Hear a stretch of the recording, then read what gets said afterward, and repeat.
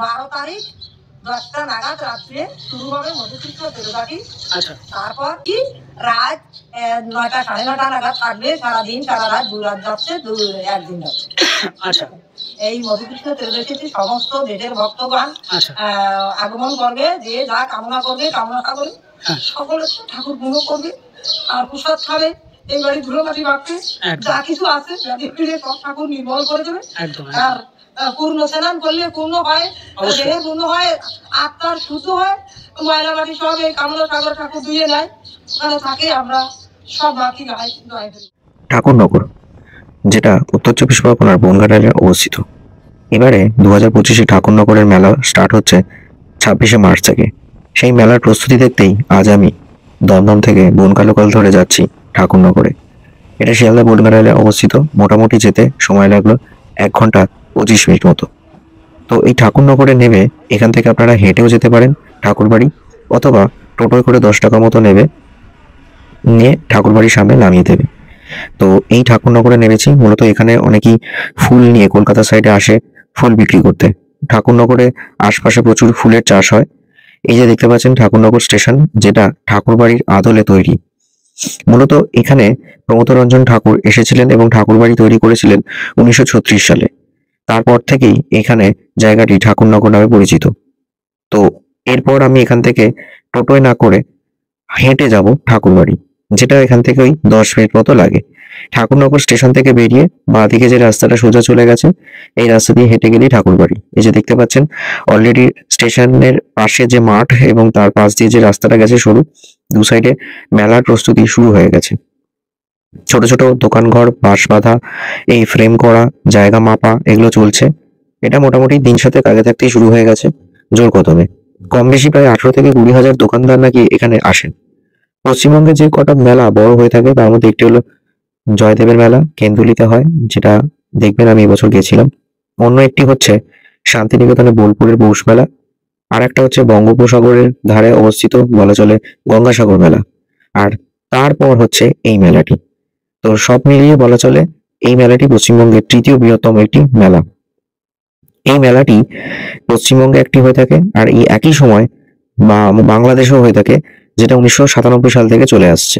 এই যে দূর থেকে দেখা যাচ্ছে ট্রেন যাচ্ছে। এবার আসি এই ঠাকুরবাড়ি সংলগ্ন জায়গাটি।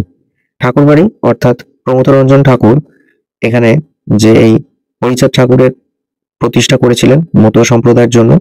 হরিচাঁদ ঠাকুর, যিনি একটা সম্প্রদায়কে পুরো বাঁচিয়ে দিয়েছিলেন, সেই হরিচাঁদ ঠাকুরের জন্যই আজকে জায়গাটি ঠাকুরনগর পরিচিত। মতুয়া সম্প্রদায়ের মানুষজন কেন তাকে পূজা করে সেটা সবাই জানে, যে একটা জাতি যখন প্রায় বিচ্ছিন্ন হয়ে পড়েছিল, তাকে বাঁচিয়ে রাখার জন্য হরিচাঁদ ঠাকুর যে আন্দোলন করেছিলেন এবং এগিয়ে নিয়ে গেছিলেন, যে হ্যাঁ সবার সাথে মিলেমিশে আন্দোলন সঙ্গে থেকেও বেঁচে থাকবো, সেটাই বুঝেছিলেন হরিচাঁদ ঠাকুর। এখানে সবাই এখন মেলার কাজে ব্যস্ত, তো এরকমই একজন দোকানদার এসেছেন, তার দোকান বাঁধছেন, তার থেকে কিছু কথা জেনে নেবো মেলা সম্বন্ধে। জয়দেবের মেলাকে বড় বলা হয় কিন্তু, বা গঙ্গাসাগরের মেলাকে বড় বলা হয়, কিন্তু এখানে মেলা তার থেকে বড়। কারণ হচ্ছে এখানে প্রায় 70-80 লক্ষ লোক হয়। 70-80 লক্ষ লোক হয় এখানে? 70 থেকে 80 লক্ষ লোক এবারও হবে। আচ্ছা, শোনা যায় দোকান বসবে 2 সাইডে, এদিক মুখ করে আর ওদিক মুখ করে। এই যে গলি আর ওই যে গলি, ওটা 12 নম্বর গলি, এটা 11 নম্বর গলি। আচ্ছা, সমস্ত গলি নাম্বারিং করা। এরপর আসি ঠাকুরবাড়ি সম্বন্ধিত কিছু কথা। এই যে দেখতে পাচ্ছেন, এটা হচ্ছে প্রমথরঞ্জন ঠাকুর এবং তার স্ত্রী বীণাপাণি দেবীর মূর্তি। তো অনেকেই জানেন নিশ্চয়ই, বীণাপাণি দেবী মানে বড়মা, যিনি 2015 সালে মারা যান। তারও এখানে মর্মা মূর্তি রয়েছে। আর উল্টো দিকে হচ্ছে নাট মন্দির। যারা দূর দূরান্ত থেকে আসেন তারা এখানে বিশ্রাম নেন, এবং এখানে একটা মঞ্চ রয়েছে। কোনো উৎসব হলে তখন এখানে অনুষ্ঠান হয়। আর এটা হচ্ছে মূল মন্দির। এখানেই সারা বছর হরিচাঁদ ঠাকুর এবং তার স্ত্রীর পূজা হয়ে থাকে।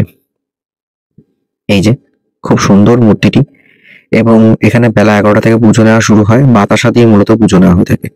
মতুয়া, মতুয়া মানে হচ্ছে যারা সব রকম কাজে মেতে থাকেন আনন্দ সহকারে। এই যে দেখতে পাচ্ছেন, এখানে ছোট বড় সবাই হরিনাম করেন, হরিবোল করেন, আনন্দে লাফিয়ে করেন, এবং তারা মনে করেন মানুষের সাথে ভালো সম্পর্ক, মানুষকে সেবা দান করা হলো মূল ধর্ম, যেটা আমাদেরকে আরো আনন্দিত করে রাখে, মেতে রাখে, মাতিয়ে রাখে। তাই বলা হয় মতুয়া। এটাই ছিল এই মতুয়া সম্প্রদায় বা নমশূদ্র সম্প্রদায়ের মূল বক্তব্য। আর এদিকে হচ্ছে কামনা সাগর বা কামনা পুকুর। এই ঠিক মন্দিরের পাশেই রয়েছে এই পুকুরটি, যেখানে সারা বছর দূর দূরান্ত থেকে মতুয়ারা আসেন, স্নান করেন এবং এখানে স্নান করলে তাদের বিশ্বাস সমস্ত রোগ ভোগ থেকে মুক্তি হয়, শরীরে শান্তি মেলে এবং সামনের দিনে এগিয়ে যেতে সাহায্য করে।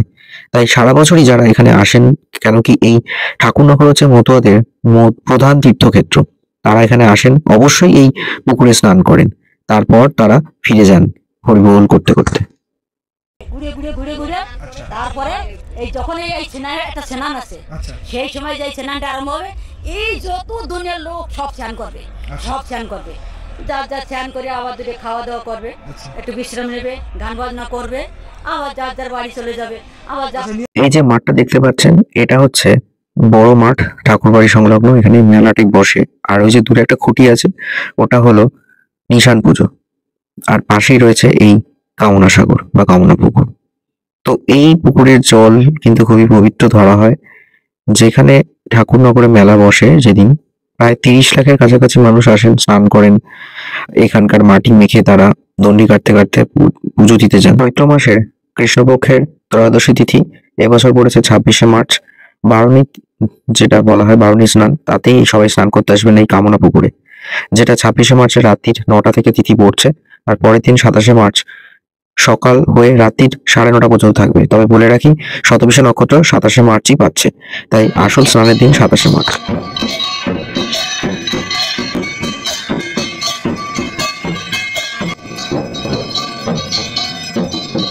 আর 12 তারিখ 10টা নাগাদ রাত্রে শুরু হবে মধুকৃষ্ণ তেরোবাটি।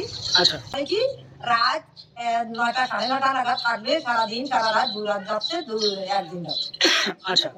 এই মধুকৃষ্ণ ত্রয়োদশীতে সমস্ত দেশের ভক্তগণ আগমন করবে, যে যা কামনা করবে, কামনা করে সকলে ঠাকুর গুণ করবে আর প্রসাদ খাবে। এই বাড়ি ধুলো মাটি মাখবে, যা কিছু আছে সব ঠাকুর নির্মল করে দেবে। আর পূর্ণ স্নান করলে পূর্ণ হয়, দেহের পূর্ণ হয়, আত্মার শুদ্ধ হয়, ময়লা মাটি সব এই কামনা সাগর ঠাকুর ধুয়ে নেয়, ওখানে থাকে। আমরা সব মাটি গায়ে এখানে কিছু সারা বছরের স্থায়ী দোকানও রয়েছে, যেগুলোতে আপনারা দেখতে পাচ্ছেন বিভিন্ন মালা বিক্রি হচ্ছে। ঠাকুরের যারা সেবায়িত থাকেন তাদের থেকে এগুলোকে ঠাকুরের পদধূলি বা পদচরণ করিয়া স্পর্শ করে তারা তারপর সেগুলো গলায় ধারণ করেন। তার সাথে ঠাকুরের মূর্তি রয়েছে, ঠাকুরের কিছু বই রয়েছে, এগুলো স্থায়ী দোকান। উল্টো দিকে রয়েছে মন্দির, আর আশপাশে কিছু খাবারের দোকান রয়েছে, পুজো সামগ্রীর দোকান রয়েছে। তো 26 তারিখ থেকে যে মেলা স্টার্ট হচ্ছে, চলবে 10 দিন। আর মূল অনুষ্ঠান থাকবে 26-27। দেখতে অবশ্যই আমি যাচ্ছি ঠাকুরনগরে, আপনারাও চলে আসুন ঠাকুরনগর স্টেশনের কাছে ঠাকুরবাড়িতে।